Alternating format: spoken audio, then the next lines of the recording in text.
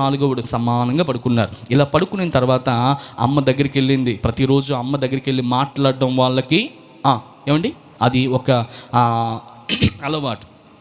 ఈ అలవాట్లో అమ్మ దగ్గరికి వెళ్ళిన తర్వాత ఒకేసారి చూస్తే వితిన్ 5 minutesలో చూస్తే మొత్తం 4 చనిపోయి ఉన్నారు. బెడ్ మీద 4 చనిపోయి ఉన్నారండి. ఆ 4 చనిపోతే పెద్దోడి దగ్గరికి వెళ్ళి అమ్మ లేపుతుంది, కానీ లెగట్లేదు. రెండోవాడి దగ్గరికి వెళ్ళి లేపింది, అమ్మ బాబు లెగట్లేదు. మూడోవాడి దగ్గరికి వెళ్ళింది, లేపుతున్నాడు, లెగట్లేదు. నాలుగోవాడి దగ్గరికి వెళ్ళింది, అసలు పని అవ్వటం లేదు.